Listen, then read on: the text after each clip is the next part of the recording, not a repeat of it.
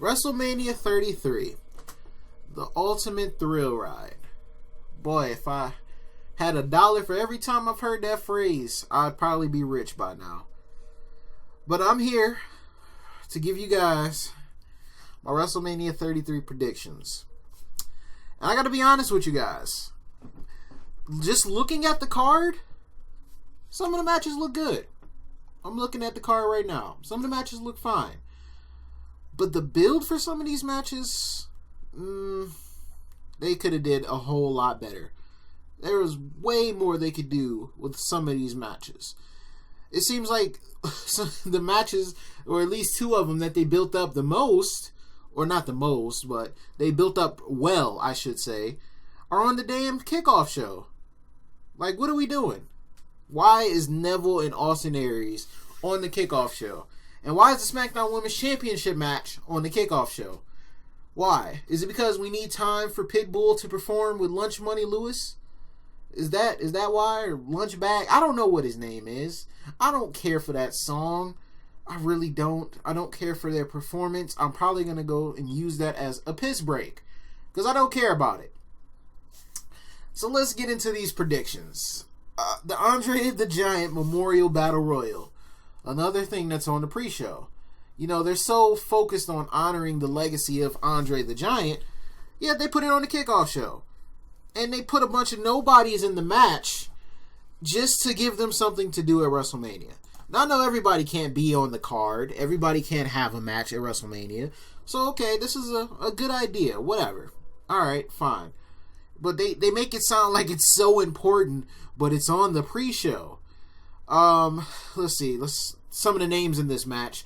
Mojo Rawley, Apollo Crews, Big Show, Kurt Hawkins, Braun Strowman, Goldust, R-Truth, Primo and Epico, Curtis Axel, Bo Dallas, Steroid Mahal, Sami Zayn, Fandango, Tyler Breeze, Dolph Ziggler, Rhino, Heath Slater, Jason Jordan, Chad Gable, the Usos.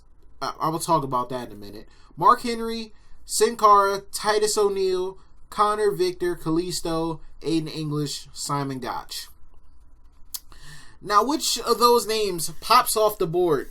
There's like 4 of them. And one of them is not Mark Henry. We know Mark Henry isn't going to win. We know the tag team champions aren't going to win, because what would they gain by having one member win the match? And I don't think no tag team member is going to win this. So Golden Truth and Shining Stars, Breezango, Heath Slater and Rhino, American Alpha, none of you guys are winning. Connor, Victor, yeah, right, you thought. Aiden English, Simon Gotch, I forgot you guys were in the WWE. There's literally like 4 names that are even possible to win this match. Big Show, Braun Strowman, Sami Zayn, and I'll even throw Dolph Ziggler in there. And maybe Mojo Rawley, because they've been trying to make him seem important. But those are like the 4 to 5 people who could possibly win this match. Who do I see winning it? If they're going to continue to build him the right way and do something with him winning it, give it to Braun Strowman. Give it to Braun Strowman. Cesaro won, I think, at WrestleMania 30. I think Big Show won at WrestleMania 31 or 32. I'm not too sure about that. I got to go back and check that. But give it to Braun Strowman. Braun Strowman could use the win if you're going to actually do something with it. If it's just a throwaway match, then it doesn't matter who wins, to be honest. But I'm going to go with Braun Strowman. I'm going to predict him to win the Battle Royal. So, next match we have here on the kickoff show, which is just ridiculous. We have the Cruiserweight Championship match between Neville and Austin Aries. A well-built-up feud. Austin Aries was on the commentary table. Neville was going through the whole Cruiserweight division. Austin Aries was doing his whole, interviewing thing and everything. And finally pissed off Neville. And pretty much Neville saying there's no competition left for him. And Aries took exception to that, saying, hey, well, I could possibly be competition for you.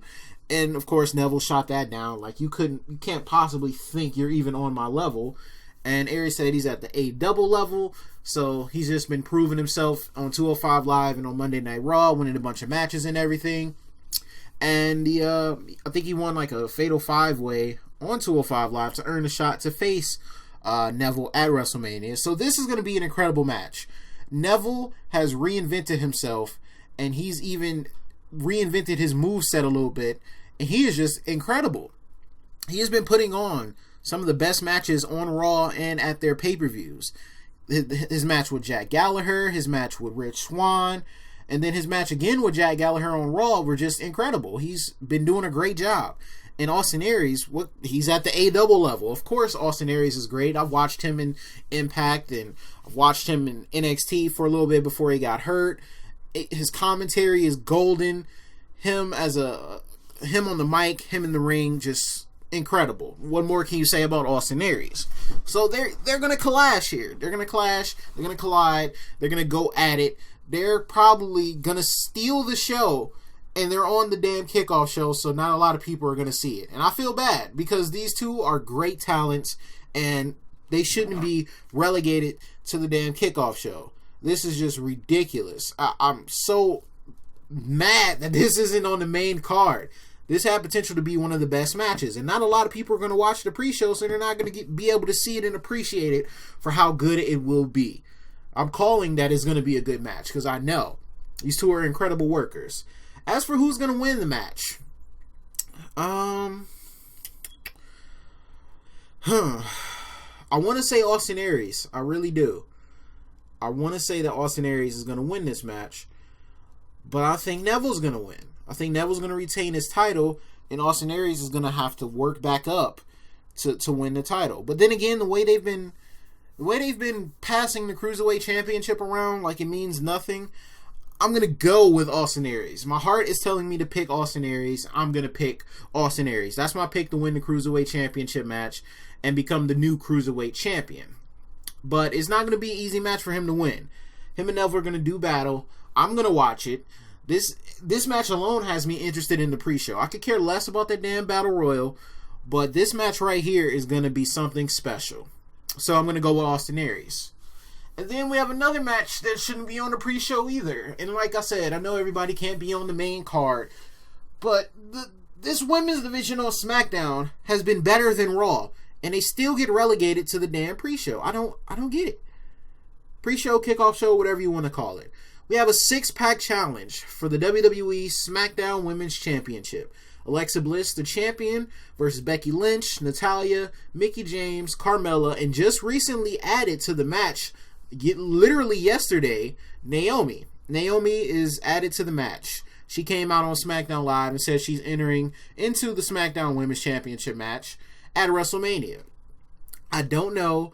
At this point, if they're on the kickoff, there's nobody else being added. This is a 6-pack challenge, and that's pretty much all that's going to be added to the match. Could we see some surprises? Sure, we could see them.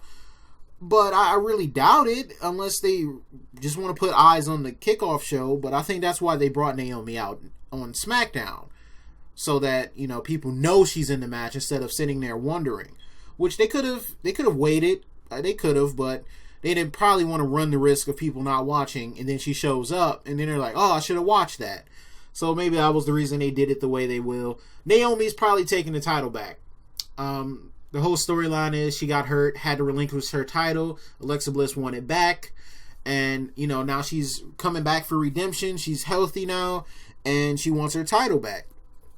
I fully expect her to win this match and drop the title in her home. She'll win the title in her hometown, and not only become the SmackDown Women's Champion, but become a 2-time SmackDown Women's Champion and get the proper run that she so desperately deserves.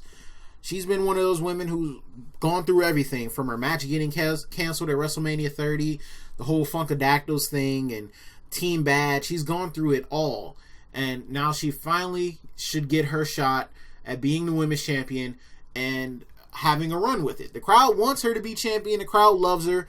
When she came back on Tuesday, she was like, at WrestleMania, they're all gonna, and she put the mic up, and they knew her phrase. They said, feel the glow. They were with her. They popped for her. So I think she should win the title, and I think she will win the title.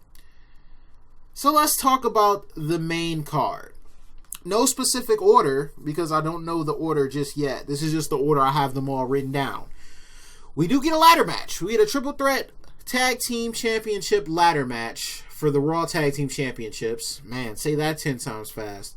Luke Gallows and Carl Anderson, the champions, versus Enzo and Big Cass versus Cesaro and Sheamus. Now, this match is already going to be chaotic. Sheamus is already busted open. If you saw the pictures on Twitter, right above his right eye, it's a gash in his head from what happened on Monday Night Raw with them slinging the ladders around everywhere. Sheamus was just busted open. I didn't even notice it until they showed the picture on Twitter. He has a nice little gash in his head. So I already know how brutal this match is going to be. I see Enzo and Cass finally winning the tag team championships here. I feel like they've been overdue a tag team championship run. And, just Anderson and Gallows, for the first time on Raw, finally look legitimate as champions, but I don't think they're going to hold the titles anymore. I think they're going to drop them to Enzo and Cass. They're going to get a huge pop. That'll be one of the feel-good moments at WrestleMania. And yeah, I feel like that'll be great. Finally, for them to win, they're still over with the crowd, and before they get too overexposed, it'll be about time for them to win the tag team championship. So I'm going to go with Enzo and Cass to win that match. Next match I have listed here is a non-sanctioned match between Triple H and Seth Rollins. I don't remember the last time I seen a non-sanctioned match, but I think Triple H was in it. I really do. I think Triple H was in the match. I'm not sure who he faced, but we have a non-sanctioned match, Triple H, Seth Rollins. Seth Rollins signed the contract, so pretty much Triple H can do whatever he wants to him and will not be liable for it. That's the whole story. Seth Rollins is working that knee injury, which I'm starting to feel like is just a work. Maybe he purposely, I don't know, if he did that with his knee buckling, if that was just a work, then they did a great job of that. But his knee has been injured, and he's just been working on a comeback. He came back, wanted to face Triple H, and the only way Triple H is going to face him was if he signed a hold harmless agreement to have this non-sanctioned match, so that he cannot sue Triple H, his wife, or the WWE for whatever happens at WrestleMania. This is going to be a brutal match, to be honest. Triple H is the cerebral assassin, and that's not just a nickname. That's literally how he is. He is one of the most aggressive people to ever step foot in the WWE ring, and I'm sure they'll get very creative. I'm not sure what they'll do. I'm sure Samoa Joe will get involved somehow, because Samoa Joe does not have a match at WrestleMania, so look out for that. They might even start that Evolution thing they've been teasing over the past few weeks since Samoa Joe came up, so that'll be good. But Seth Rollins is winning. I don't even know can you pin your opponent in a non-sanctioned match? I literally need to look up the rules for a non-sanctioned match, because I don't know. I don't know if you can get pinned, or is it just you beat the person until like they just incapacitated, or what? I'm pretty sure you can pin them though. It's just non-sanctioned, so I don't know. Seth Rollins is gonna win. If not, I don't know what the point of doing the story was. He's trying to redeem himself for all the wrong he's done, and he's going after one person who pretty much tainted him, who poisoned him. He turned his back on his Shield brethren. He turned his back on everybody, and he had the title, then he lost it, and it's just been on that redemption journey ever since. And he finally gets to go after the ringleader of it all, and that's Triple H. So I fully expect Seth Rollins to win this match. Next match we have is for the WWE Intercontinental Championship. Dean Ambrose, the champion, versus Baron Corbin. They could have did so much more with this match. This should have been a hardcore match, false count anywhere, no holds barred. No, it's just a regular one-on-one match. Do they have time to change it? Yeah. But I didn't see no build for it on the go-home show for SmackDown. I didn't see no build. Not one single thing on SmackDown even mentioned the Intercontinental Championship, except for the little video package they did. That was it. These two have been, in a pretty personal feud over the past couple of weeks, and I just feel like they missed an opportunity here. They could have added a stipulation. This was one of the matches that needed one, because of how aggressively they were going after each other. Like, Baron Corbin pinned Dean Ambrose under a damn forklift. If that isn't grounds for a stipulation, then I'm not sure. I don't know what else can you do. You're just going to have them have a regular ass match? I do expect Baron Corbin to take the title because I feel like Dean's just a transitional champion at this point. Baron Corbin needs that first title win to establish himself on SmackDown Live, and I feel like this will lead to him having a world championship opportunity by the end of the year, or if not, by the next WrestleMania. So I feel like he needs this win, and that's who I'm going to go with to win the match. Because Dean would need weapons to beat Baron Corbin. He's not going to beat him just one-on-one. And that's why I feel like Baron Corbin has the advantage, and Baron Corbin will win. Next match, one of the most well-built mixed tag team matches I've ever seen. One of the most well-built matches I've ever seen. The Miz and Maryse versus John Cena and Nikki Bella. The couples will collide in this match. And I gotta say, The Miz and Maryse, their stock has gone way up. Way up. From that Total Bellas bullshit segment they did, just that alone. And Miz has been killing it on the mic. Of course, John Cena obliterates everybody on the mic, so there's no problem with him. You don't even have to worry about John Cena. John Cena holds up his end of the bargain, as always. Just the whole, like I said on my SmackDown Live review, guys should check that out. Go watch all the segments they did for the Total Bellas with John Cena and his rules and him being a robot and the cue cards and the marriage proposal, the teasing of the marriage proposals, just all of it. You just need to go back and watch every single part of that because it was just money. Absolute money. The Miz, oh my goodness. He's from Cleveland. He's from right here in Cleveland, Ohio. So I've been a fan of his for years, but he just continues to improve. And he should be a world champion this year. They better give him a world championship run.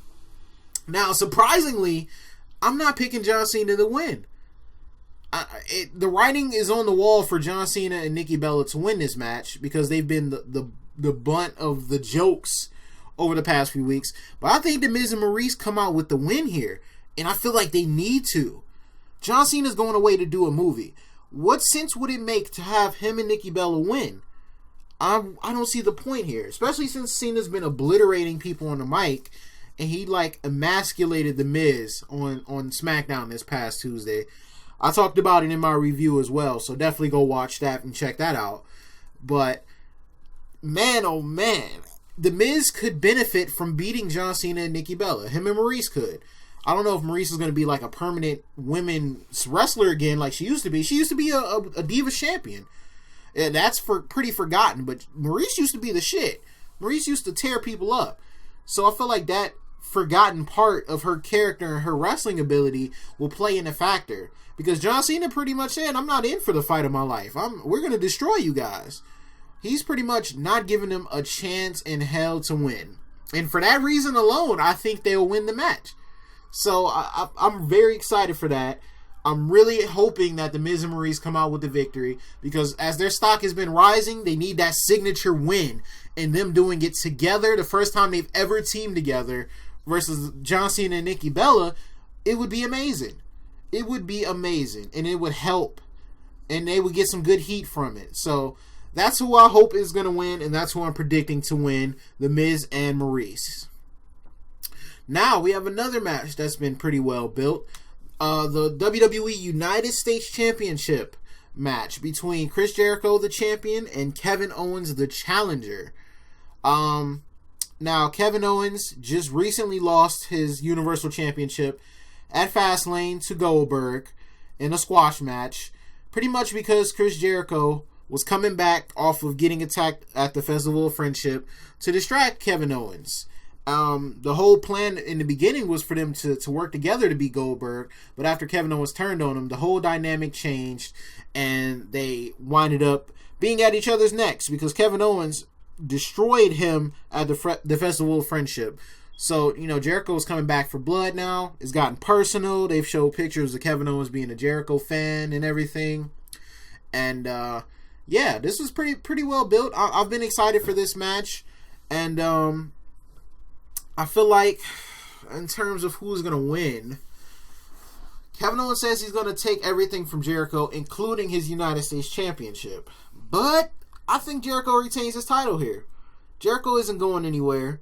And all signs point to him losing the title to Kevin Owens. But why would we take the Universal title off of him just to give him the United States title? It's just like, what point would that make? He's already been established as a main eventer. Even though his championship run was lackluster. I will agree with that. It was lackluster. But I feel like they've got so much they could do with Kevin Owens. And if they're doing the evolution thing, maybe it would make sense for him to have the United States Championship. But like I said, they've already established him as main event, so why drop him back down to the mid-card championship? It'll be like Roman Reigns holding it. It would be pointless. So I feel like Chris Jericho is going to retain the title, but it's just going to be a beating. And they could even incorporate the whole evolution thing. Triple H could come out. They could have Samoa Joe as well. And maybe this could be the grounds for Finn Balor coming back. They could, kick Chris Jericho's ass. Seth Rollins tries to come out to help. It doesn't go well because it's 3-on-2 or something. I'm not sure. Like I said, I don't know the placement of the matches or whatever. But, if this is after the unsanctioned match or the non-sanctioned match, they can do something like that. Finn Balor could come back and help him. Who knows? I don't know. But I'm going to just predict that Jericho is going to retain his title. I don't think all the titles are going to change hands here. Fatal 4-way for the Raw Women's Championship. Bayley the champion versus Charlotte Flair versus Sasha Banks versus Nia Jax. Oh boy, has this been booked terribly. Absolutely terrible. They had so much potential with this and completely just wasted it. Them on Raw has just been a dead spot when it should have been a bright spot.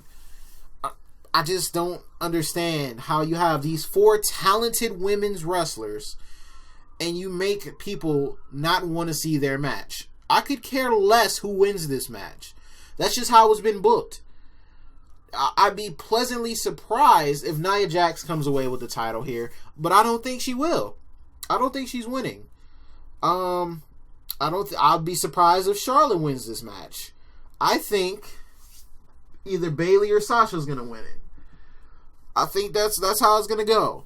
Maybe they put the title back on Sasha, but what would that do? Who's she gonna feud with? Bayley? Unless they're turning her heel, which I'm not sure how they would do it.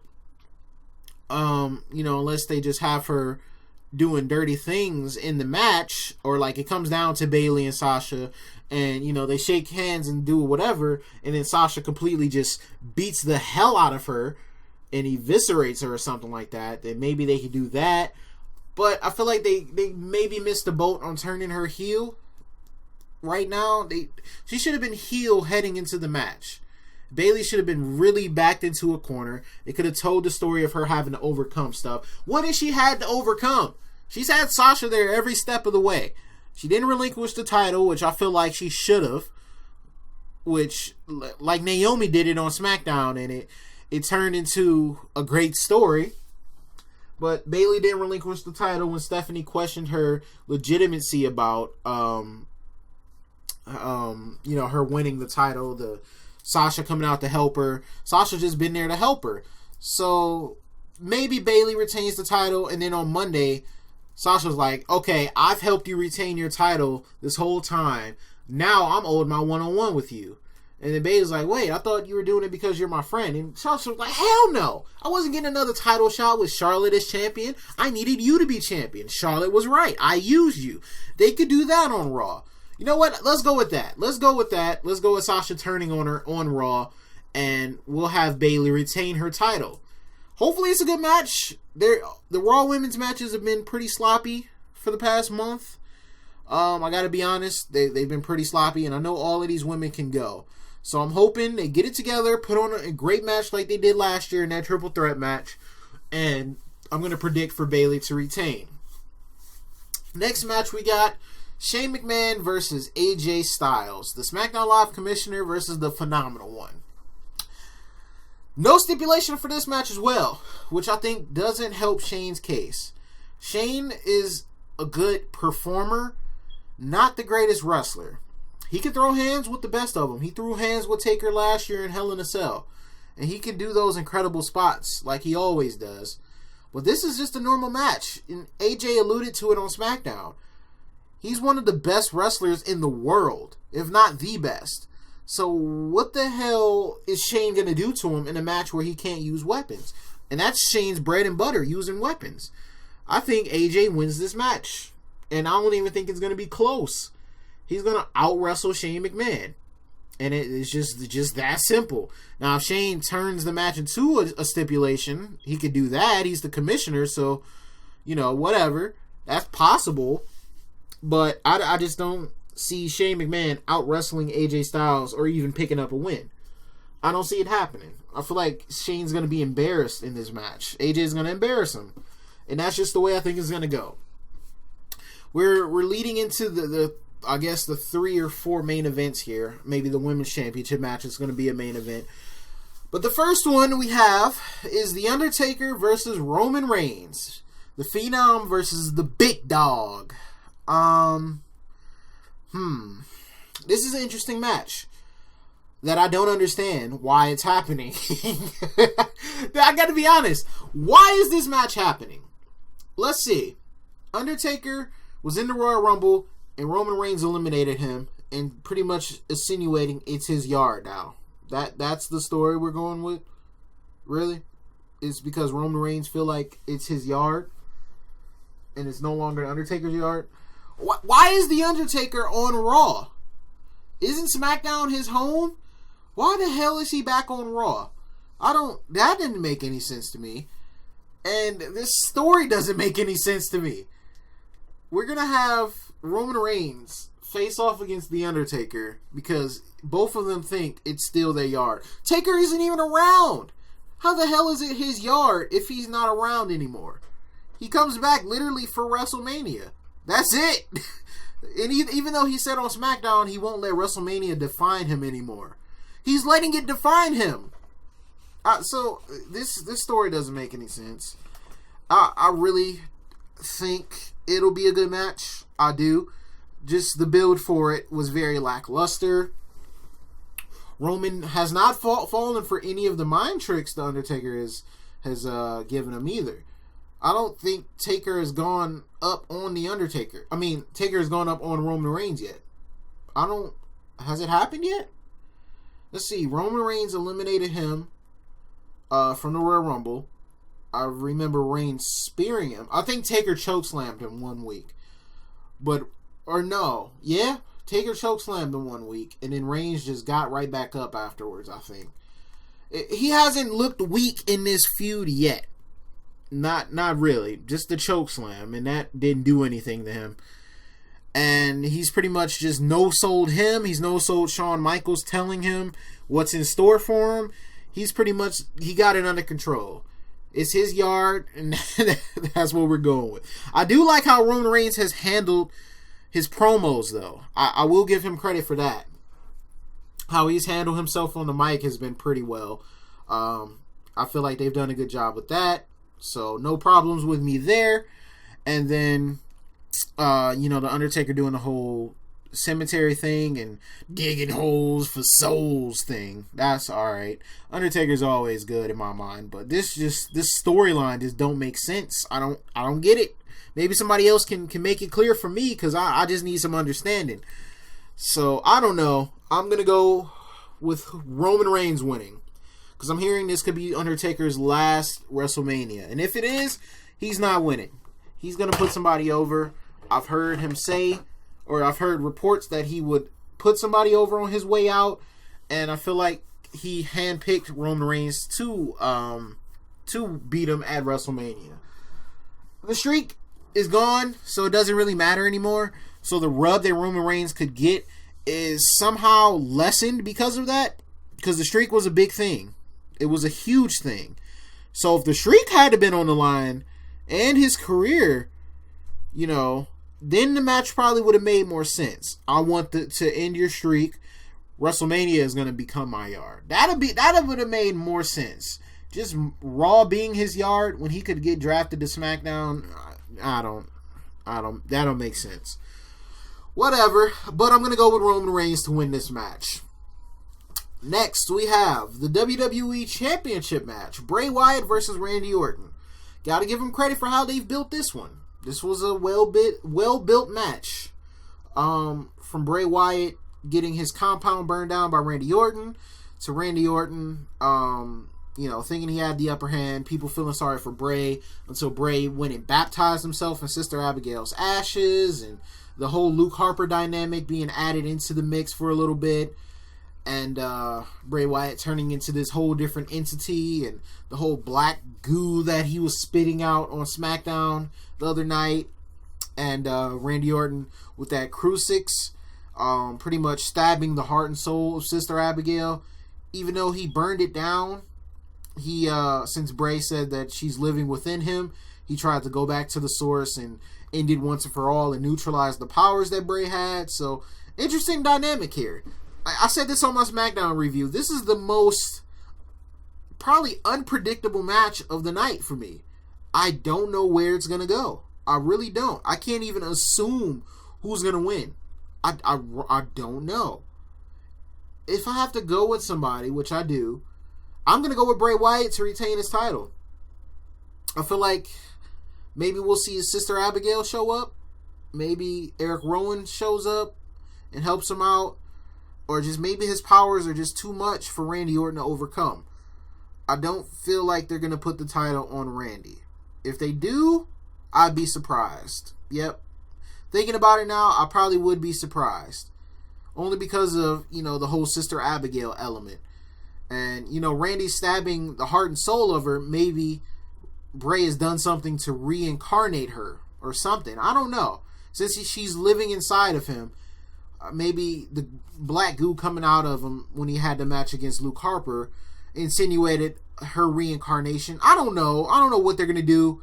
They're going to do something. I feel like something big is going to happen. And I feel like Bray is going to keep his championship. But we will have a great match. We've been waiting for them to clash since back in August and September. Because I think this thing was first starting back then. Because I went to a SmackDown and I remember Randy Orton was backstage trying to find Bray Wyatt. So that's when this whole thing was getting started. So that'll be a good match. And I still don't know who's going to win, but I'm just going to predict Bray Wyatt to win. And now we have the final match. Oh, the final match. The WWE Universal Championship match between Brock Lesnar and Goldberg. I honestly could not care less about this match. Do I understand why it's happening? Yes. They're both draws, and it's just for money purposes and selling the pay-per-view purposes only. This is the reason why this match is happening. But once again, the story to this makes no sense. First of all, when they first had their match at WrestleMania 20, a terrible match I might add, Goldberg won. Goldberg got the best of Brock Lesnar, and what is it? 13 years later, Brock Lesnar still coming after Goldberg. They have their match at Survivor Series, and Goldberg wins. Then they go to the Royal Rumble. Goldberg eliminates Brock. So if you're keeping count at home, Goldberg has 3 up on Brock. 3. So Brock Lesnar winning this match and taking the title would only put him up 1. Well, it wouldn't even put him up. He'd just have 1 over Goldberg. That's it. Is that the story here for Brock to finally get 1 win? He's the beast. And he's lost so many times to Goldberg, who's been booked way better than him in terms of winning matches against each other in their head-to-heads, that the 1 win isn't going to make up for all the times Goldberg's made him look like his bitch. It's not. Brock would literally have to destroy the ring and the announce table, and throw him off the damn roller coaster, and kill Goldberg. That would be the only way he can make up for Goldberg beating him and getting the best of him all those times. That's it. The best thing Brock Lesnar's done to Goldberg is 1 F5. 1. That was it. 1 F5. And everything Goldberg's done to embarrass Brock Lesnar, unless Brock Lesnar beats him in 10 seconds or something, or just completely and utterly destroys him, then that's the only way he could make up for the loss, for all the losses he's had. So, of course, I have Brock winning, because Brock's not going to lose this match again. If he loses this match again, that should be it for him. Nobody's going to take him seriously then. At that point, he's lost so many times to Goldberg, and Goldberg's gotten so many over him. If he loses again, that's it. He's no longer the Beast. You couldn't beat Goldberg, a 50-year-old man. You couldn't beat him. So, what do I have to care about you for now? He's going to get his win back. He's going to win a Universal title. He's going to hold it to probably SummerSlam or the next WrestleMania. That's what I see happening. The match isn't going to be good. If it is, I'll be surprised, but I really, really, really doubt it's going to be a good match. It'll just either be Brock Lesnar destroying him or Brock Lesnar beating him in a few seconds. And that's pretty much it. That's the only thing I expect from this match. And, yeah. That's pretty much it. That's WrestleMania. That's my WrestleMania predictions. Leave your predictions down in the comment section down below. Let me know how you guys felt about the build to some of these matches, the placement of those matches on the pre-show, the fact that there's no SmackDown Live Tag Team Championship match, which is just an absolute travesty. American Alpha doesn't get their rematch till after Mania. That's stupid. They could have just did the rematch at Mania. They could have. They really could have. Let me know also if you think anybody's going to show up, anybody's going to return, anybody's going to debut, any surprises you think is going to happen. I'm interested to hear about that in the comment section as well. But like I said, leave your predictions down there. If you guys are hyped up, if you guys think any surprises are going to happen. I want to thank you guys for watching my predictions video.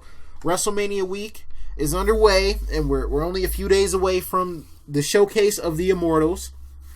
So I want to thank you guys for watching my predictions video. Slap a like on it if you guys enjoyed. Subscribe if you guys are new. I think we just hit 160 on the subscribers. We're getting close to 200. So I want to thank each and every one of you who took your time out to subscribe to the channel.